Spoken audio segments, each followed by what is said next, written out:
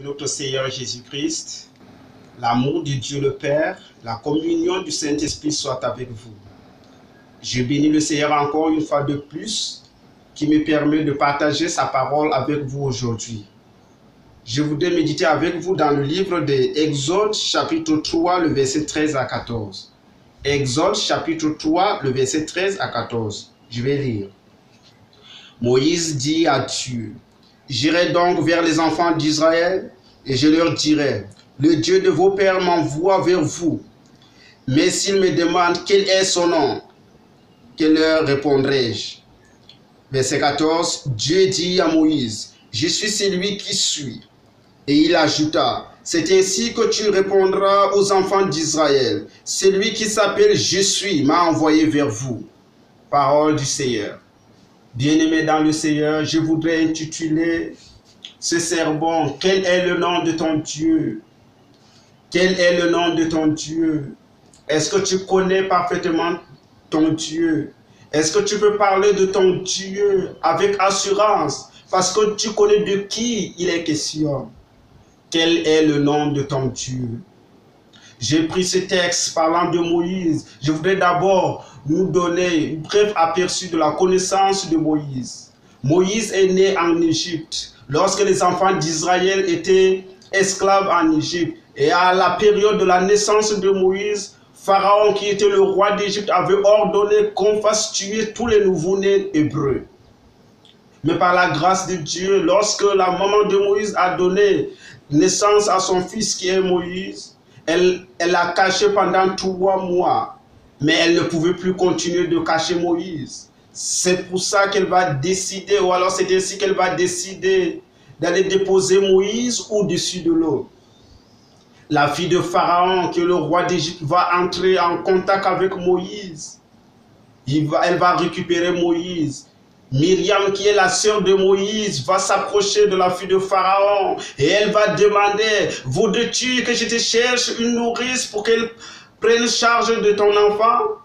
Parce qu'il faut avouer que Moïse devient déjà à partir de ce moment le fils adoptif de la fille de Pharaon. Et c'est ainsi que la fille de Pharaon va accepter la proposition de Myriam, la sœur de Moïse. Moïse sera entretenu, éduqué, nourri par sa propre mère.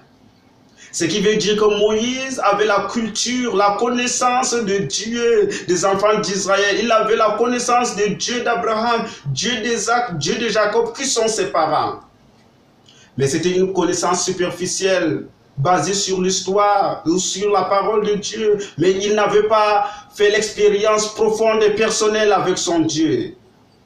Et lorsque Dieu appela Moïse dans le désert, au niveau de la montagne, pour l'envoyer en Égypte et délivrer ses enfants, Moïse va demander à Dieu, lorsque les enfants d'Israël vont me poser cette question, quel est son nom, que dirai-je? Ainsi, Moïse veut dire par là que qui es-tu? Quelle est ton identité? Quelle est ton origine? De quoi es-tu capable? C'est ainsi que Dieu va répondre à Moïse. Je suis celui qui suis. Je m'appelle Je suis. Ainsi, il veut dire par là que je suis celui qui existe par lui-même. Dieu existe par lui-même. Tel est le nom de Dieu. Dieu est éternel. Et c'est ainsi qu'il va demander à Moïse, va leur dire, je suis celui qui suis. Ainsi, lorsque Moïse va continuer toujours à demander ou alors à refuser, Dieu va lui montrer encore sa puissance à travers le bâton qui est dans sa main.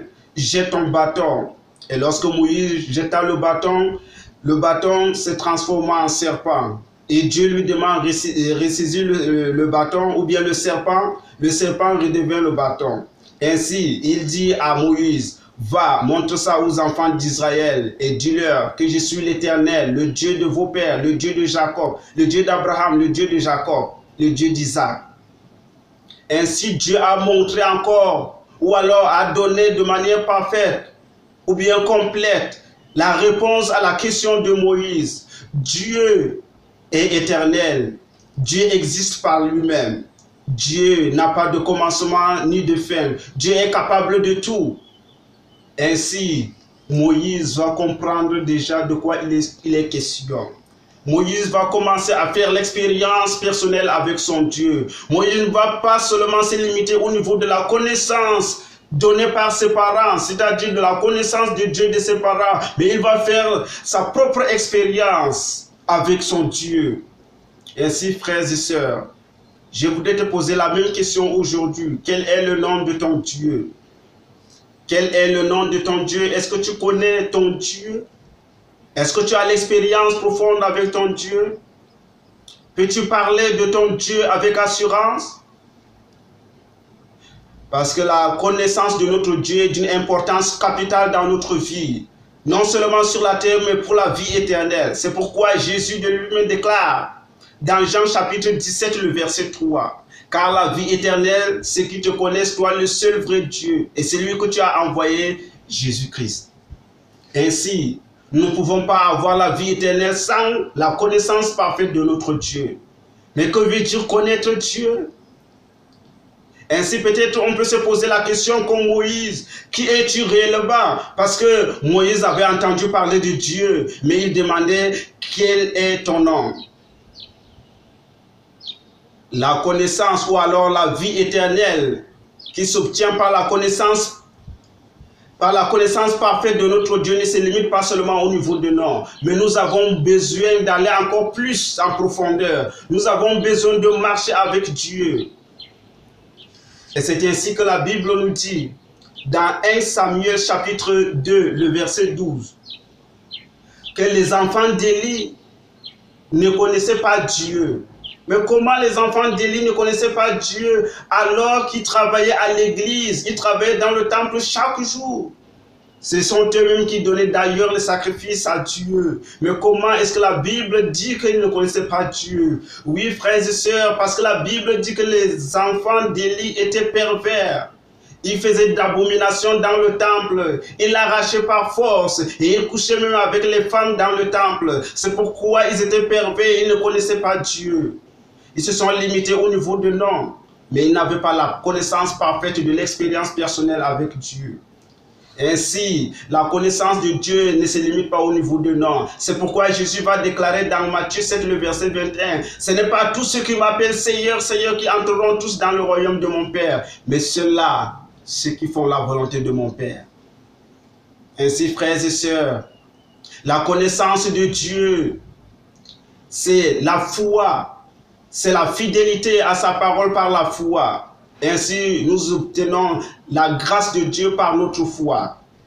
Il faut être fidèle en Dieu, avoir l'expérience ferme, être ferme à la voix de Dieu, quel qu'en soit ce qui nous arrive. Et c'est ainsi que lorsque Paul avait prêché et qu'il faisait des miracles, lorsque certains Juifs ont vu ce que Paul faisait, ils ont demandé aussi aux démons, et ils ont dit, « Je t'ordonne par Jésus-Christ que Paul prêche. » Mais les démons ont répondu, « Je connais Jésus, je sais qui est Paul, mais toi, qui es-tu? » Et c'est ainsi que les démons se sont déversés sur eux. Et ils les ont tabassés. Pour dire qu'il ne suffit pas seulement de se réclamer du nom de Jésus, de prononcer ou d'évoquer le nom de Jésus, mais il faut avoir l'expérience personnelle avec ce Jésus. Il faut que nous connaissions de qui nous parlons.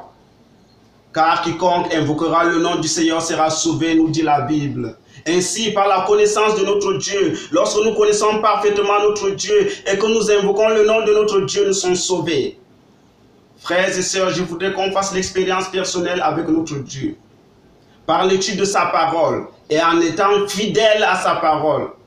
C'est ainsi que Job, lorsqu'il est resté fidèle à la parole de Dieu, quelles qu'en soient les difficultés qui lui est arrivées, non seulement qu'il a perdu ses fils, qu'il a perdu ses filles, qu'il a perdu les bétails, et que lui-même il est atteint par la maladie, mais il est toujours resté intègre à la voix de Dieu. Et à la fin, Dieu l'a délivré. Et lorsque Dieu l'a délivré, Job a vu Dieu, il a contemplé Dieu, il a touché de sa main, il a était en contact personnel avec Dieu. C'est pourquoi dans son chapitre 42, le verset 5, il va déclarer, « Mon oreille avait entendu parler de toi, mais maintenant, mon œil t'a vu.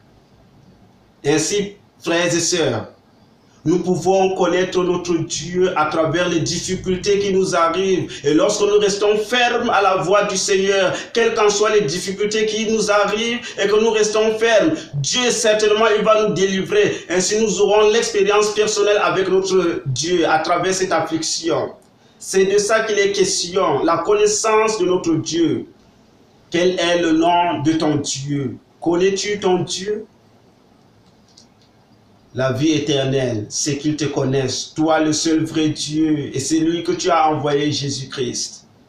Je voudrais qu'on partage cette expérience. Je voudrais qu'on fasse cette expérience. Je voudrais qu'on soit fidèle, qu'on étudie la parole de Dieu, qu'on demande à Dieu de nous donner son esprit, que Jésus-Christ habite en nous à travers son esprit, car la Bible dit que si nous les méchants, nous connaissons donner de bonnes choses à nos enfants, à combien forte raison Dieu donnera-t-il le Saint-Esprit à ceux qui demandent? Dieu nous a promis de nous donner le Saint-Esprit lorsque nous demandons. Ainsi, frères et sœurs, lorsque nous demandons le Saint-Esprit et que nous sommes fidèles, intègres et sincères, le Seigneur habite en nous à travers son esprit. Ainsi, nous allons faire la volonté de Dieu. Ainsi, nous allons comprendre qui est Dieu. Ainsi, nous pourrons parler de notre Dieu avec assurance. Ainsi, nous allons connaître le nom parfait de notre Dieu.